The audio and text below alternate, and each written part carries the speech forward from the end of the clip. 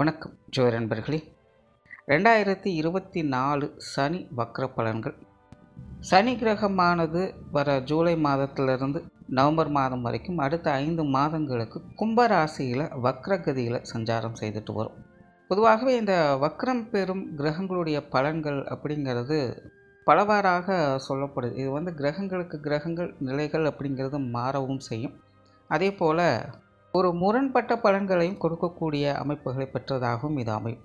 அதாவது ஒரு நல்ல கிரகம் வக்ரம் பெறும் பொழுது அது அசுப பலன்களை கொடுப்பதாகவும், அதுவே ஒரு கெட்ட பலன்களை கொடுக்கக்கூடிய கிரகமானது வக்ரம் பெறும் பொழுது அது சுப பலன்களை கொடுப்பதாகவும் அமையுது. ஸோ இந்த அமைப்பு கிரகங்களின் அடிப்படையில் மட்டுமல்ல, ஸ்தானங்களின் அடிப்படையிலுமே கூட நிறைய மாற்றங்கள் அப்படிங்கிறது இருக்கும். ஸோ பொதுவாகவே இந்த வக்ரகதி, அதிசார கதி அப்படிங்கிற கிரகங்கள் ஏற்பட்டுட்டாலே அதனுடைய பலன்கள் அப்படிங்கிறது பெரும்பாலும் முரண்பட்ட நிலைகளிலேயே செயல்பட்டுக்கிட்டு இருக்கும். பட் ஒரு விஷயம் என்னன்னா, நல்லதோ கெட்டதோ இந்த வக்ரகதி அடையக்கூடிய இந்த காலகட்டங்களில் கிரகங்களுடைய பலன்கள் அப்படிங்கிறது ஒரு அபரிவித தன்மையில் வேலை செய்யும். குறிப்பாக இந்த காலகட்டங்களில் இந்த கிரகங்களுடைய பார்வை பலம் அப்படிங்கிறது கொஞ்சம் கூடுதலாகவே வேலை செய்யும். ஸோ அந்த வகையில் இந்த சனி இனி அடுத்த 5 மாதங்களுக்கு வக்ரகதியில் செயல்பட்டுட்டு வரும். பெரும்பாலும் சனி வக்ரகதி அடையும் பொழுது பொதுவான வகையில் சில சுப பலன்களை பார்க்க முடியும். குறிப்பாக வாழ்க்கையில் நடக்கக்கூடிய இந்த சுப நிகழ்ச்சிகள் போன்ற விஷயங்களை பார்க்க முடியும். திருமண அமைப்புகள், புத்திரபாக்கிய அமைப்புகள், குழந்தைகளுக்கான சுப விசேஷங்கள், சுப காரியங்கள், குடும்பத்தில் இருக்கிற உடன் பிறப்புகளுடைய சுப விசேஷங்கள், சுப காரியங்கள், பெற்றோர்களுக்கான சுப விசேஷங்கள், சுப காரியங்கள் போன்ற விஷயங்களெல்லாம் இந்த வக்ர காலங்களில் பார்க்க முடியுது. தொடர்ந்து தடைப்பட்டு வரக்கூடிய காரியங்கள் கூட சனி வக்ர நிலை பெறும் பொழுது அப்படிப்பட்ட காரியங்கள் துரிதமாக நடைபெறுவதையும் பார்க்க முடியும். ஜோதிடத்தில் ஒரு பழமொழி உண்டு, சனி கொடுக்க நினச்சிட்டா அதை தடுக்க யாரும் இருக்க முடியாது. கிட்டத்தட்ட அந்த நிலை சனியினுடைய இந்த வக்ர காலங்களை தான் பெரும்பாலும் அமையுது. மற்ற கிரகங்களுடைய வக்ர கால அமைப்புகள் எப்படி இருந்தாலும் சரி, இந்த சனியனுடைய வக்ர காலம் அப்படிங்கிறத ஜோதிடத்தை பொறுத்த வரைக்கும் பெரும்பாலும் ஒரு நல்ல பலன்களை கொடுக்கக்கூடிய வகையிலேயே அமையுது. தவிர இங்கே இது ராசி ரீதியாகவும் ஸ்தான பலன்களின் அடிப்படையிலையும் பார்க்கும் பொழுது இதில் சில மாற்றங்கள் அப்படிங்கிறதும் இருக்க செய்யும். அப்படி உங்கள் ராசிக்கு என்ன மாதிரியான பலன்கள் இருக்கும் அப்படிங்கிறத மேற்கொண்டு பார்க்கலாம். தனுசு ராசி. தனுசு ராசிக்கு சனியானது ராசிக்கு 3ஆம் இடத்துல அடுத்த 5 மாதம் காலங்களுக்கு வக்ரகதியில் சஞ்சாரம் செய்துட்டு வரும். ஸோ சனியினுடைய இந்த வக்ர காலம் என்பது தனுசு ராசியை பொறுத்த வரைக்கும் ஒரு மாதிரியான மந்தமான பலன்களையே கொடுக்கும் அப்படின்னு சொல்லலாம். அதாவது நாரதர் கழகம் நன்மையில் முடியும் அப்படின்னு சொல்லுவாங்க. அந்த மாதிரி தனுசு ராசிக்காரங்களுக்கு இந்த சனியினுடைய வக்ர காலகட்டம் என்பது விஷயங்கள், காரியங்கள் வகையில் பெரும்பாலும் ஒரு சங்கடமான சூழ்நிலைகளோ அல்லது கஷ்டமான சூழ்நிலைகளோ அதிகமாக இருக்கும். எதையும் எடுத்தோன்னு முடிக்க முடியாது. பல விஷயங்களில் பேச்சுவார்த்தைகள் கொஞ்சம் கான்ட்ரவர்சியாகவும் அமையும். யாரையும் எதையும் சமாதானப்படுத்தவும் முடியாது. நெருங்கி பழகி கொண்டு இருக்கவங்க கூட கொஞ்சம் மனஸ்தாபங்களை ஏற்படுத்தக்கூடிய வகையில் சில விஷயங்கள், காரியங்களில் இறங்குவாங்க.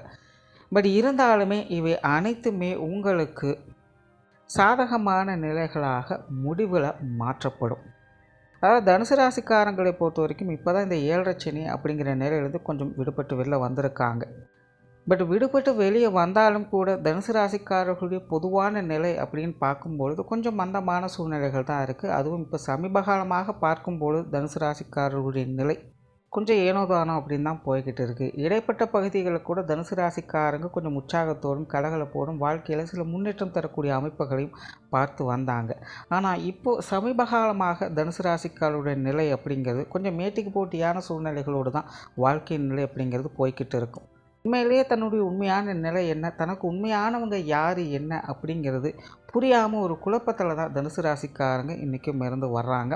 ஸோ அந்த மாதிரியான குழப்பங்களை தீர்த்து வைக்கக்கூடிய அமைப்புகளில் இந்த சனியுடைய வக்ர காலகட்டம் என்பது அமையும். ஸோ அதுதான் முன்னாடி சொன்னது, நாரதர் கழகம் நன்மையில் முடியும் அப்படிங்கிற மாதிரி உங்களுடைய விஷயங்கள், காரியங்கள் அல்லது உங்களோட நெருங்கி பழகு வரக்கூடியவங்க அனைத்துமே பார்த்திங்கன்னா ஒரு இக்கட்டான சூழ்நிலைகள் போல் அது தென்படலாம். பட் அது உங்களுடைய உண்மைத்தன்மை என்ன அப்படிங்கிறது புரிய வைக்கக்கூடிய அமைப்புகளை தான் அது செயல்படும். ஆகையினால் தனுசு ராசிக்காரங்க இந்த காலகட்டங்களில் கடைபிடிக்க வேண்டியது பொறுமை, நிதானம் மட்டும்தான். உண்மையிலே நீங்கள் எதையுமே செய்ய வேண்டாம், வெறுமனே இருந்து வேடிக்கை பார்த்தால் மட்டும் போதும். ஏன்னா இந்த காலகட்டங்களில் நீங்களாக முயற்சி செஞ்சு எதையும் செயல்படுத்தவும் முடியாது. ஏதாவது ஒரு முட்டுக்கட்டைகளாக ஏதாவது ஒரு விஷயங்கள், காரியங்கள் தொந்தரவுகளாகத்தான் இருக்கும். ஸோ பெரும்பாலும் வழக்கமான விஷயங்களை செய்து கொண்டு வெறுமனே உங்களை சுற்றி நடக்கக்கூடிய விஷயங்களை வேடிக்கை பார்த்து அமைதியாக இருந்து வந்தாலே போதும். முடிவுகளில் உண்மை தன்மை என்ன அப்படிங்கிறது உங்களுக்கு புரிய வச்சு உங்களுக்கான நன்மைகளை இந்த சனியினுடைய வக்ர காலம் என்பது வழங்கும். குறிப்பாக குடும்ப விஷயங்கள், காரியங்களில் இந்த காலகட்டங்களில் தனுசு ராசிக்காரங்க கொஞ்சம் கவனமாக இருப்பது நல்லது. அதே போல் வாக்குறுதிகள் சார்ந்த விஷயங்கள், நீங்கள் மற்றவங்களுக்கு கொடுக்கக்கூடிய வாக்குறுதிகள் அல்லது மற்றவங்கள் உங்களுக்காக கொடுக்கக்கூடிய வாக்குறுதிகள், இது போன்ற விஷயங்கள்லாம் தனுசு ராசிக்காரங்க கொஞ்சம் நிதானத்தை கடைபிடிக்கிறதே நல்லது.